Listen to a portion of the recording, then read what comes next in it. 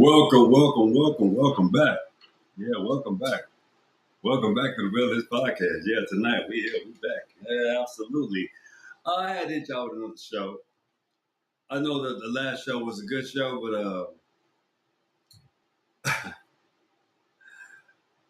I had to come back at you with no real shit. For real. So yeah, for real. Encore, Alter Ego, IQ show. As you know, this the IQ is a question mark. Well, it's exclamation mark and it's a Q. Because the thing is, Black Americans, and also people that come to the Americas, they question the IQ of, the Black American, and I find that very troublesome. Simply because you bought your system and your conquest on understanding when you come here to take, you think you can just pivot your way through life. Yeah, that's kind of how the system was built. As the reason why you guys don't understand what we're gonna do when I call this the Encore Alter Ego show is you have to understand what uh, there's no ego involved as far as like a personal ego, but it's my alter ego. Alter ego meaning what I'm trying to explain is an alter ego is when you are in your rawest form and you challenge that rawest form simply because the earlier form was very tame. A tame form of myself. So when I get into my other atmosphere, I get to show you the raw form of myself. So, meaning, the show today, I just did a few hours ago, had to do a lot with the pivotal understandings of how we as people need to understand the concepts of uh, how we have come about. And I don't think that's talked about enough because uh, we're going to study a book today, another one. We've gotten here before. Seven Little White Lies. The conspiracy to destroy the black self-image. See, and that's one of my biggest pivots in this show with the Willis podcast. It's not to distort anyone else's image, but it's really to help you understand the true image of an indigenous person. And I know you get tired of me talking about this fact, but it has to be done so. Yeah, because it it's not that I'm trying to distribute any hate or any indigestible claims to anybody else, but it's specifically to my specific DNA. So I have to. I don't ever want to miss bring a misnomer or misproclamation to what I am. So, and as I say all the time, and as again, I got a lot of cousins and family members that share the same DNA as me. So when I tell you who I am, that's who you are too. That's your proclamation as well. Uh, See, I have two. I come from two great families, and to be quite honest, I'm very proud of that. So if that offends you, that's your fucking problem. Man, that's not my problem. So what I want to read to you about seven little white lies again. And this is the ancient Egyptians were Caucasians. This is what I want to read you because this is just from the global perspective. Because this book is just explaining to you. I told you what this book was to you. Again, I'll read it to you. Seven Little White Lies: The Conspiracy to Destroy the Black Self-Image. So you have to understand what the dominant culture, was trying because let me walk it back a little bit because I just want you to understand it never happened. Like it never came into fruition. You never got your dominant fake culture.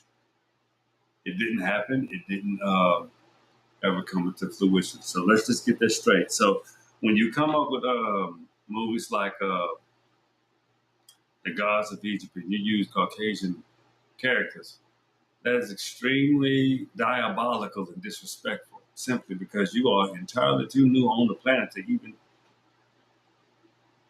have the weight of genetic principle to sustain that capability. They lie to you a lot about us being so much of the same and all of these. Let's get into this. Hold on. Let me explain something to you. Argument one: the white Egyptian, born white, built Kemet. The French linguist Jean Francisco Champollion announced in 1822, translated in the ancient Kemetic writings and the artifacts known as Rosetta Stone. Interest in ancient Kemetic reached a fever pitch. Ancient Kemetic hieroglyphics had been widely recognized as the lost language of the most important early civilizations. The process of deciphering the large grandiorite stone was far from simple. After a rediscovery by the French soldier, it took 20 years to delegate, to 20 years of diligent study before the writings would reveal its secrets. The importance of the Rosetta Stone was recognized almost immediately. The artifacts featured the same inscriptions in three different scripts. The formal priestly version of ancient Kemetic Medu Neter, Greek hieroglyphic on the top, ancient Kemetic, ancient Greek on the bottom. Champollion's announcement thus ancient Kemetic into public consciousness. Who were these mysterious progenitors of civilization? How they built these queens of wondrous vaults of gold? The answer that some of these early Egyptologists would provide was stunning. Champollion revealed little publicly on the thoughts concerning the racial and ethnic background of ancient Kemetic people during his life. However, 1 year after his death, his brother, Champollion Fringhet, printed letters he received from his brother during the time in Egypt, 1828, 1829. The letter Champollion described seeing a relief which he's often called Races of Man from the tomb of Sinif, Sin, Senusrit 1. Champollion expressing embarrassment concerning of the ancient depiction of the white European called the Tamho by the Kemetic people. He believed that these seemed savage. He continued to describe the similarities of Kemetic and Nubian people. So understand when you reveal the absolute facts that you understand that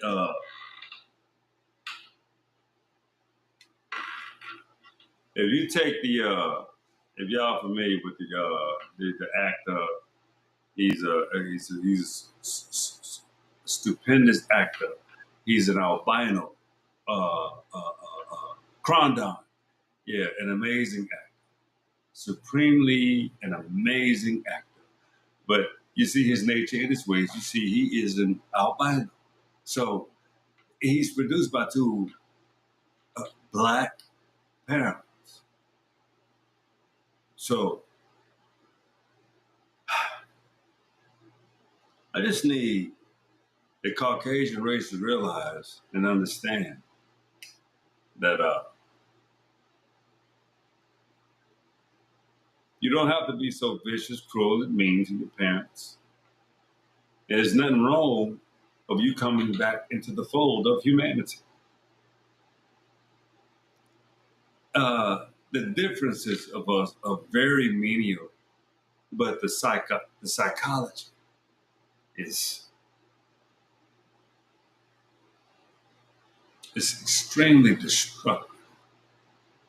So if you could just admit the fact that you have no beginning, I'm your beginning. Yeah. Your beginnings are from indigenous black people, regardless if you can speak, if you can talk, if you can have feelings, if you can have children, if you can interact with other people, if you have those capabilities. This is extremely simple. Stop with your ignorant ways of being and learn that you are a child too. Take your place in humanity and learn so that you don't get scolded as if you act as if you behave. Why would you go against the godly of nature of people and man?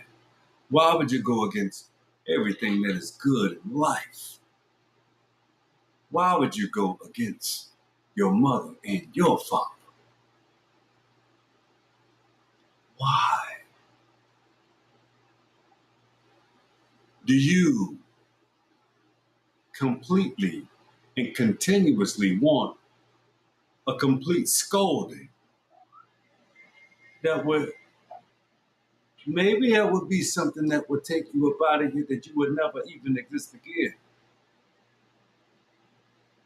If you are screwing around with 9 ether beings and you have no ether in your being, you're scorched. We renew. Understand. Please understand, my Caucasian brethren. Stop behaving as a savage creature and take the opportunity to embrace your father's humanity. And if that ain't good enough, your father's humanity. Because I guarantee you, go far enough in your history and your DNA, it is there. You just have to embrace it. You have to stop covering up the paint that you put over your granddaddy's picture. And I talk to you specifically Caucasian because that is talking specifically to the mimickers of your nature and behavior. We're a family. You're just not suited to sit at the front of the table. You have to take your place, your rightful place, where truth resides, where life truly resides, where your learning truly begins.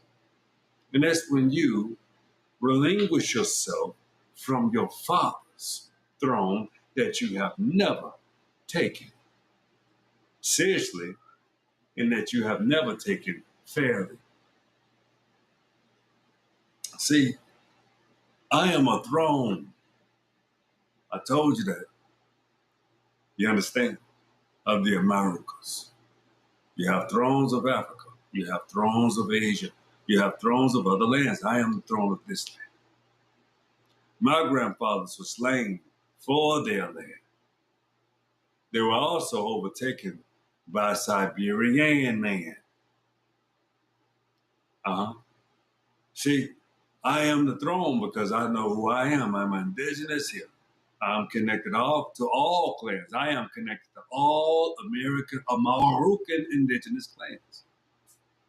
That's who you're communicating with. That's who's communicating with you. All clans. So yeah, I'm Big Bear, the biggest of the cats. Yeah, biggest of the bears, biggest of the cats.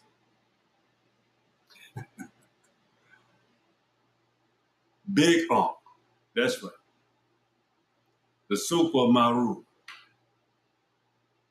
I draw my energy from you because I tell you nothing but the truth. So here it is tonight. That's the Will List podcast again for the second time tonight. That's what it is. Yeah, straight up 16 minutes in. It's all good. I wanted to go a little further, but it's 10. I got a lot of work to do. I have responsibilities. I have things to, adhere to, but I love you. Thank you. Thank you for tuning in. Thank you for subscribing. Thank you for checking in with me. But I also wanted to tell you one thing, man. Check out my store, man. Check out the WillisPodcast.com. I really want y'all to check out that store. I got some nice merchandise. And I will be coming with more things. Like you want to know more about me. I will be writing chronicles about my life. I got a 7-series chronicle that I'll be writing through, simply because I'll be putting it out through my ages.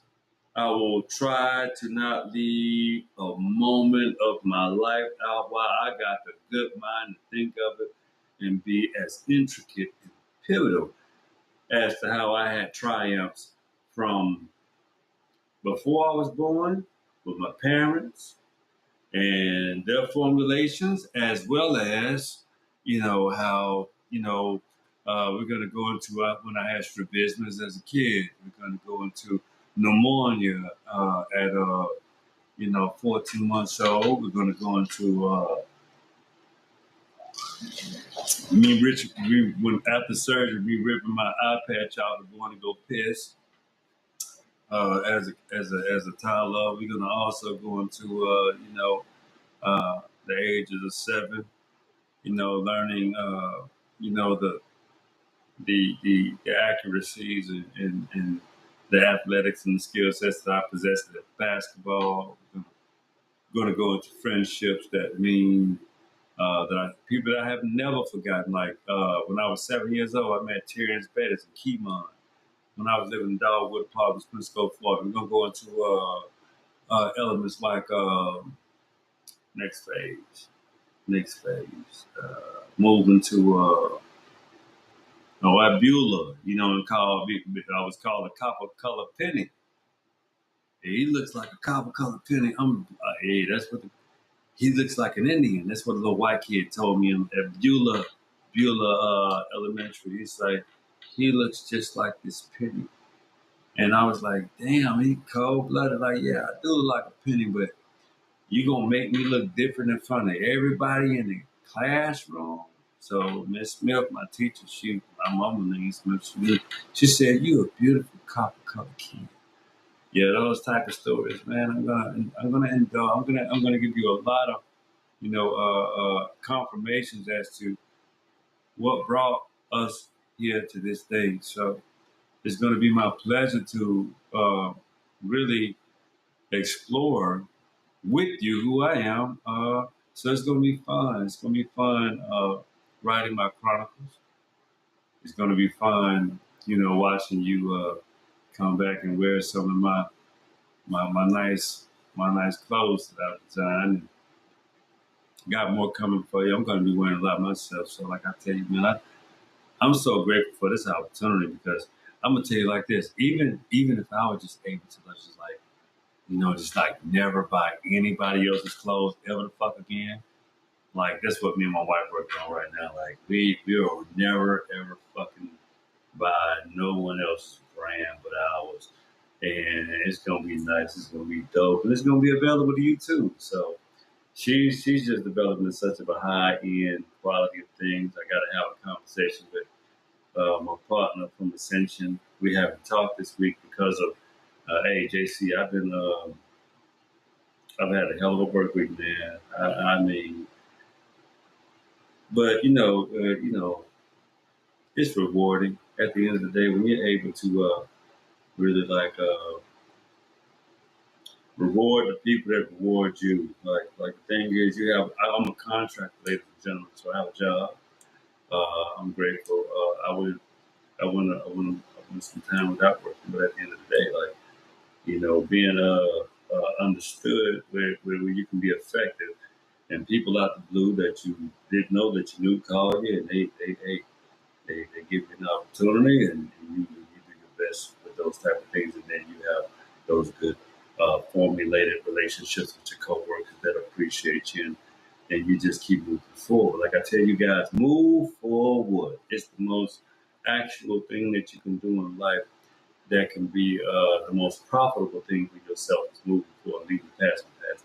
So when I tell you put your best foot forward, put your best attributes forward as well. When you want to, it's just good to be humble. It's just good, a lot of times when you're learning and you're embracing, things that are that you see a future with having. I don't know how long I'm going to do this. I love doing it. I'm going to go forever. Y'all know I ain't going to stop. But yeah. But I don't know how the money works. I don't know look, this is a passion project. I'm just grateful this platform exists to, be authentic at all times and at any time that I feel like being so. So that's one love of this type of ordeal that you can possibly do in life. And when you have the type of mindset that I have, that you know that it would affect other people's life like you guys. I mean, why wouldn't I do this? Why wouldn't I want to, take a chance and bet on myself and bet on you too, for sure. Yeah, man. I mean, for real though, but the Chronicles of the Danny D. Hey, y'all don't know my name. I'm Danny DeVarin Willis. Danny DeVarin Willis. Yeah, that's me. Yeah, the great Willis. Yeah. Yeah, Pepe. Yeah. I got there's a lot of Willises, and I'm representing my people, globally. We all over the globe. Shout out to my nephew, LA. Shout out to my cousin, man, Cincinnati. Shout out to his mama, George. Shout out to all my family in Cincinnati, including the people that I don't know or we had any beef with my family. Hey. No beef. Family is family, people. We get that. We get that. We get back to a place of love someday. But yeah, that's on the Willis side. But also shout out to my Smiths, my mama Smith. Shout out to my beautiful family in Pensacola, Florida. That's my birthplace. I will always carry their place in my soul because that's what I am. That's the amalgamation of the clan. You know what I'm saying? Also throughout Montgomery, Greenville. Shout out to all my family, Choctaw, Alabama. You know what I'm saying? All of us that are still, the indigenous clans that still exist today. We still carry our phenotypes. We still carry our names. We still carry who we are. Yeah, that's for sure. Y'all always better recognize and realize that. So, uh, shout out to my cousin Robin. Robin.